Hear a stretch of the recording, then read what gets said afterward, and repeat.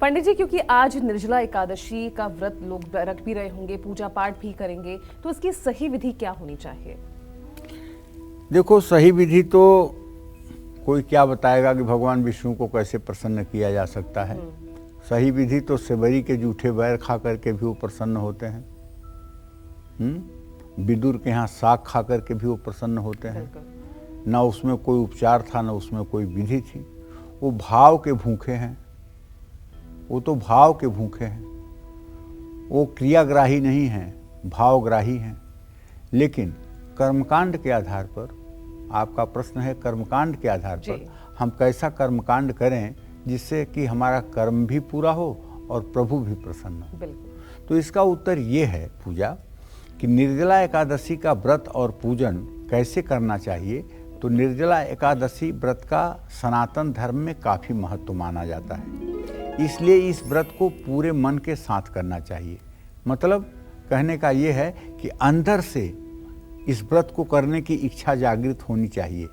किसी के कहने में या दबाव में आकर के ये व्रत नहीं करना चाहिए, बल्कि अंदर से एक इच्छा, एक भूख इस व्रत को करने की लगनी चाहिए।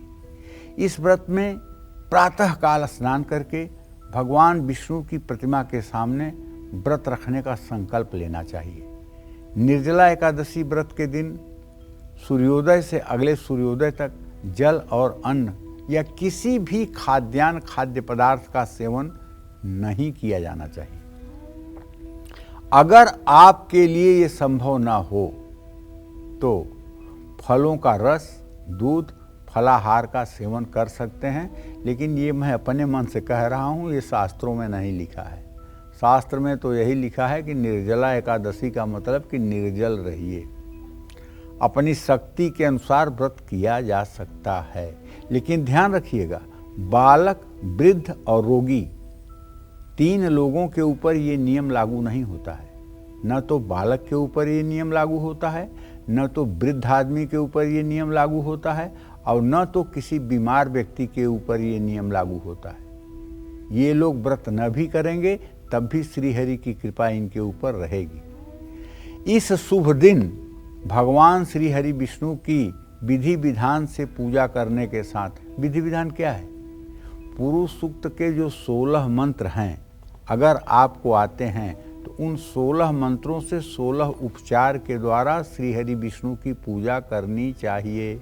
ओम सहस्र शीर्षा पुरुष सहस्राक्ष सहस्रपाद सह भूमि ग्वं सर्वता स्मृत्वा ततिष्ठ दशांगुलम पुरुषः वेद सर्व यद्भूतं यच्च भाव्यम उतामृत शेषानो जदने नातिरोहति एतावानस्य महिमा तो जायाश्च अधिपुरुषः स जातो अत्यरिच्यत पश्चात भूमि मथो पुरः।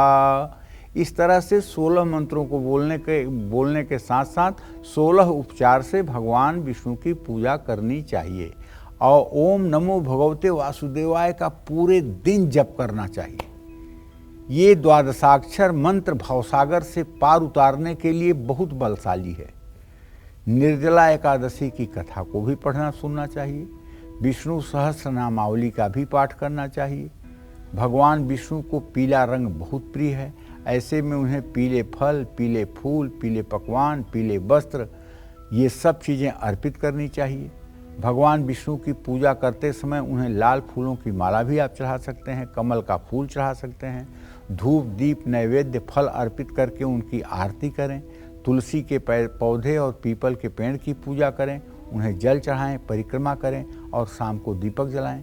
निर्जला एकादशी का व्रत ना भी कर पाएं तो इस दिन अपनी सामर्थ्य के अनुसार दान जरूर करें। घर में शांति का वातावरण रखें, माता पिता से आशीर्वाद लें, जीवन साथी का सम्मान करें।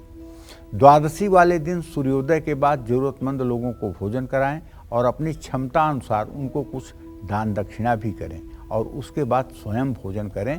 जय मां विंध्यवासिनी।